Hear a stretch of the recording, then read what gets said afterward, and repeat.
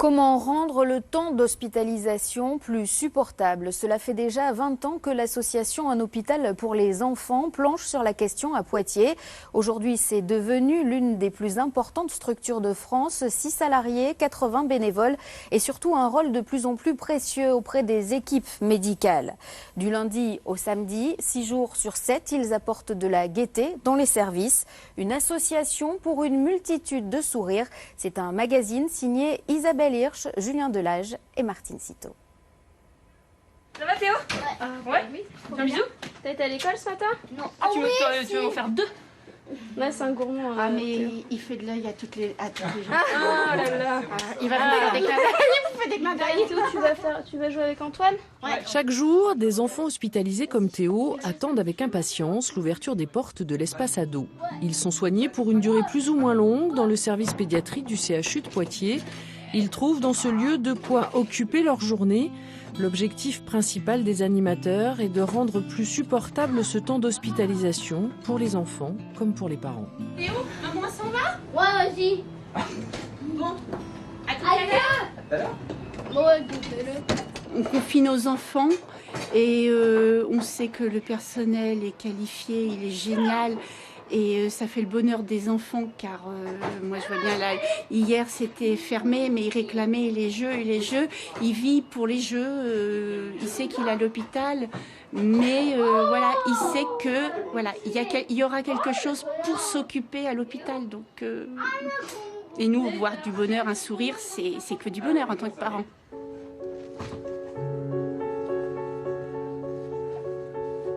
Certains enfants ne peuvent pas se rendre à l'espace ado à cause de leur maladie. C'est le cas de Jeanne qui doit rester confinée dans sa chambre. Les consignes d'hygiène sont draconiennes. Chaque objet doit être désinfecté. Une organisation de vie pesante que l'association allège un peu. La maladie de Jeanne nécessite des temps d'hospitalisation assez réguliers. Donc du coup, oui. Depuis 2 ou 3 mois, on est souvent quand même présent dans les locaux. Donc quand par exemple il y a une animation dans sa chambre avec quelqu'un, vous en profitez pour sortir un peu ou vous restez? Ça peut être ça, soit on sort avec mon époux pour faire autre chose, prendre l'air, boire un café, voilà, histoire de se changer les idées de l'espace. Soit par exemple, la semaine dernière, je suis restée avec Jeanne et Carole, l'animatrice, pour justement découvrir des jeux que je ne connaissais pas. Merci Elsa.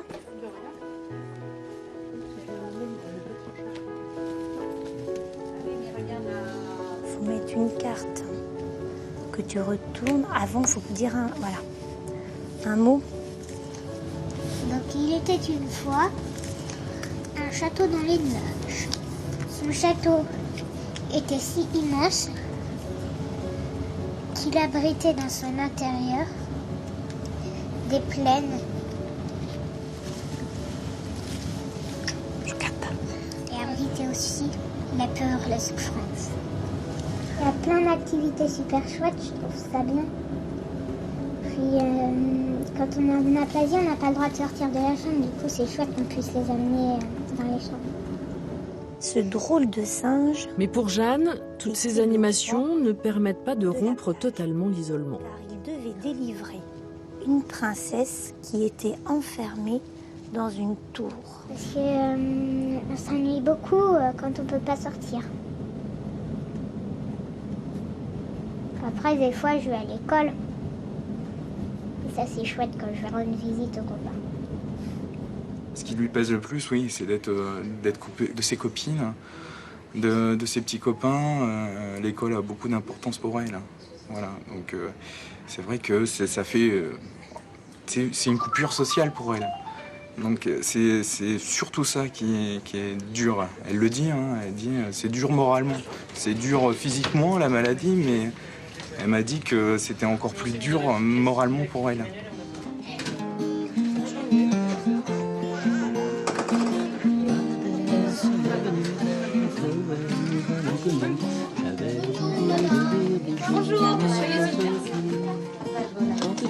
Toute la semaine, les bénévoles se succèdent dans les chambres comme à l'espace ado. Ils assurent des permanences du lundi au samedi avec des activités différentes. Anaïs a appris le nail art. Elle en fait profiter les jeunes filles et leurs mamans et leur offre un moment hors du temps.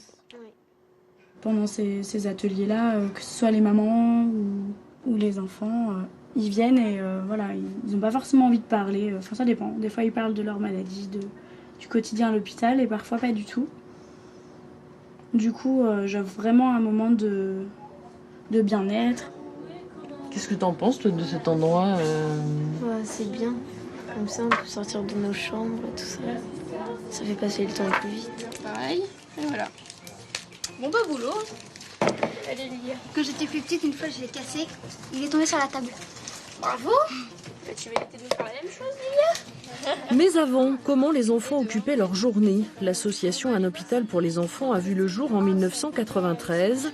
L'idée est née du regard d'un médecin sur le quotidien plein d'ennuis des enfants hospitalisés.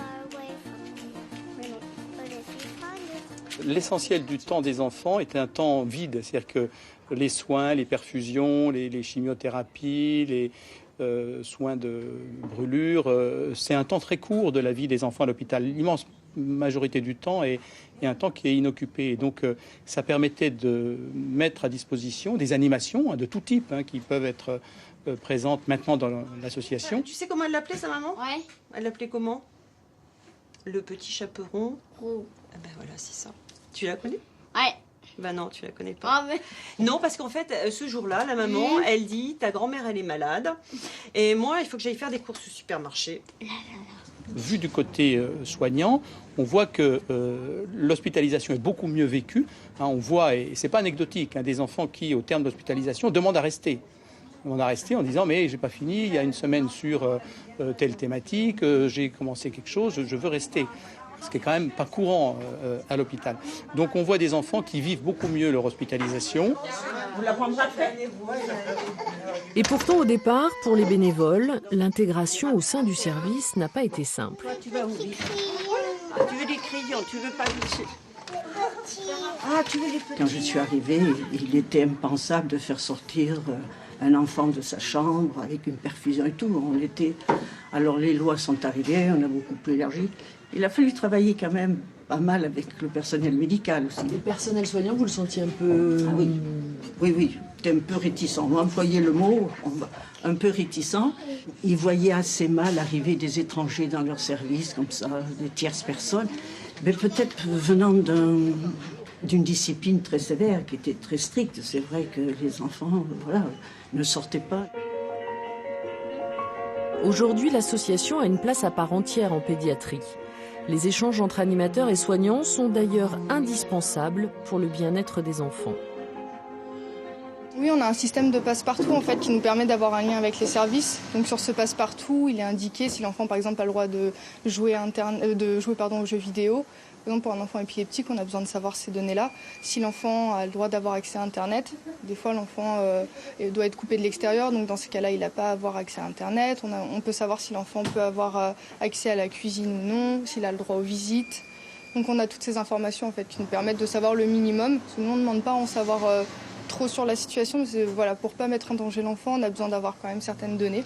C'est qui a fait ça? Ouais, c'est pas sympa. C'est le dernier. Mais si la maladie est omniprésente, elle arrive à s'estomper un peu par moment. Ouais, on finit comme des champions.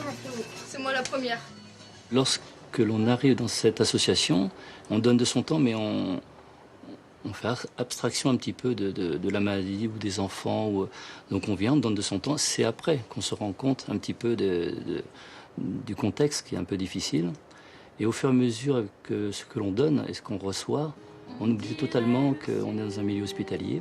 Et les enfants nous font oublier qu'ils sont malades en fin de compte. Le temps dure longtemps et la vie sûrement. Plus d'1 million d'années et toujours en été.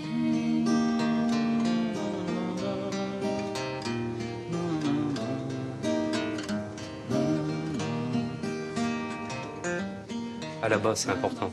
Maintenant, eux, ils sont bien, c'est vrai qu'ils sont super, ils sont gentils, ils font attention. Si moi, quand je suis venu, quand on est rentré le 18, on n'avait pas envie de parler parce que bon... Enfin... Ils sont venus. Ils vous soutiennent. Ouais. Ils sont bien. Ouais. Ouais.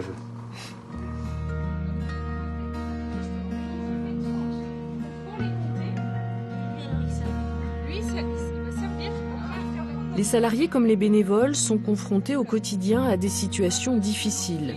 Ils doivent donc se protéger psychologiquement pour que les échanges avec les enfants restent le plus riches possible. On intervient en tant que membre d'une équipe, ce qui fait qu'on s'efforce à se relayer sur les situations. Parce que, on n'est pas irremplaçable, donc le jour où on est absent, il faut que le collègue puisse continuer à intervenir sur la situation. Et de deux, pour pas qu'il y ait trop d'affects qui rentrent en jeu, qu'on ne soit pas un peu envahi par nos inquiétudes, nos propres émotions sur une situation si on est trop investi dedans. Donc on s'efforce à prendre le relais. Est-ce qu'il y a beaucoup d'enfants dans les services en ce moment, cette semaine notamment? C'est assez surchargé au niveau de l'oncologie. Après, la pédiatrie, non, c'est assez calme. Nous, ce qu'on explique toujours avec les salariés, notamment en réunion, c'est d'avoir la juste distance. C'est-à-dire d'être empathique, mais pas trop. Parce que sinon, ils risquent de se griller, on va dire, psychologiquement. Et c'est pas le but. Le but, c'est qu'ils s'enrichissent personnellement et qui surtout qu'ils fassent des activités avec les enfants et que les enfants soient contents et que les familles soient contents également. Mais finalement, malgré ces moments difficiles, l'image positive de l'association est prépondérante. Pour preuve, ces jeunes adhérents qui sont devenus bénévoles après avoir été du côté des enfants malades.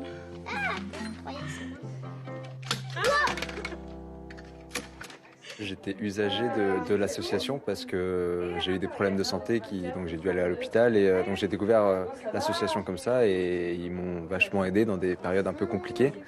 Et du coup après, je leur en étais très reconnaissant et j'ai voulu leur rendre à ma manière. Donc moi j'ai pas la chance comme certains bénévoles de jouer de la guitare ou d'avoir des talents un peu comme ça, mais du coup j'ai décidé de m'engager au conseil d'administration un peu de l'autre côté du rideau et voilà. Et moi, je vais prendre une balle et on va essayer de faire passer ma balle dans ta main. Appuie bien. Hein. Attention, je mets ici, hop. On fait toucher les pouces. Baguette magique. Et ouais, la balle apparaît directement dans ta main. Attends, Antoine, lui, s'est découvert un talent pour la magie. Et ça marche. Enfin, presque. Moi, je sais pas si c'est de la vraie magie que tu fais ou de la fausse. si c'était pas le cadre, ce serait vraiment amusant. Mais même une fois que j'ai rencontré ces jeunes-là, quelque part, moi, ça me rassure de voir que quand même on peut obtenir des sourires même dans ces cadres-là. Et c'est vraiment valorisant et je suis vraiment content, surtout pour les enfants, qu'ils aient la possibilité et que je contribue à ça, de pouvoir avoir quelques minutes sympas à l'hôpital. Voilà. 10 000 enfants sont hospitalisés chaque année au CHU de Poitiers. Des urgences aux soins palliatifs en passant par le service oncologie, ils bénéficient tous de ces animations. Une idée qui devrait être reprise par tous les hôpitaux dotés d'un service pédiatrique important. Et un grand merci aux enfants, à leurs parents et au personnel médical du CHU de Poitiers qui nous ont permis de réaliser ce magazine.